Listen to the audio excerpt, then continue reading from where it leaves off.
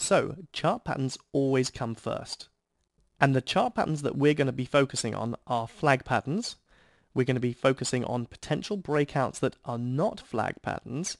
And we're also going to be focusing on reversals. Now, sometimes we'll use this in conjunction with the OVI, and sometimes we can trade reversals without really looking at the OVI. But the golden rule is that we can only trade when there is a tradable chart pattern in place. Now, here's another great example of the OVI at work, preceding the market. What you see at the beginning of February, end of January, beginning of February, is a classic bear flag on this stock, IRM. Now notice that the OVI is negative during this bear flag, and sure enough the stock breaks down to the downside and makes a nice trade. Where we see the chart now is that the OVI is now positive to a major degree, and we're forming a beautiful bull flag.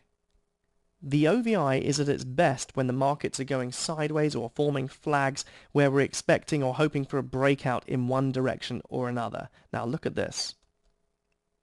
The stock gaps up on the 25th of February, literally gapping up from that bull flag, and the OVI has been very, very positive at that time.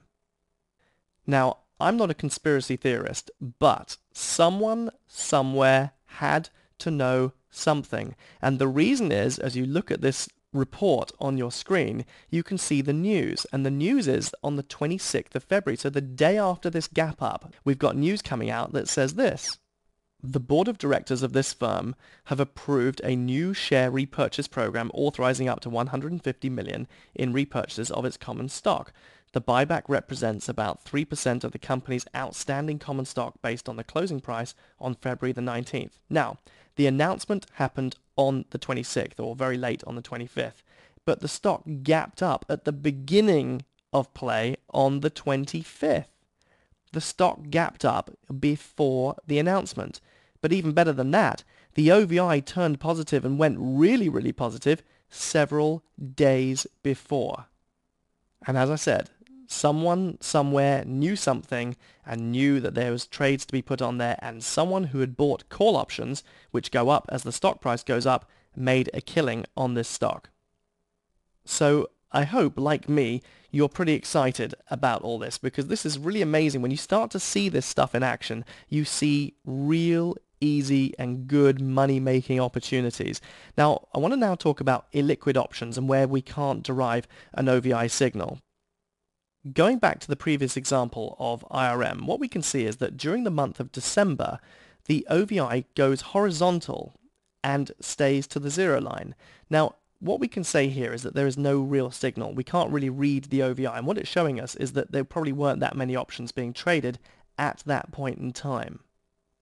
When we see the OVI going flat and sticking to the zero line for weeks on end, we can basically say there is no signal. What we want to see is the OVI moving from day to day. So in the second half after January, what we can see is the OVI is much smoother. We've got movement of it changing every day, and we can make a much clearer interpretation of what's going on. Here's another example of the OVI going horizontal, and there's just simply no signal here. And again, we've got another chart here. There's illiquid options, not obviously much trading going on in the options.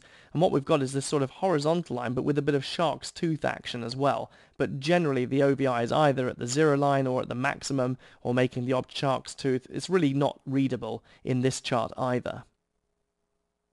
So let's now get into the OVI in more detail.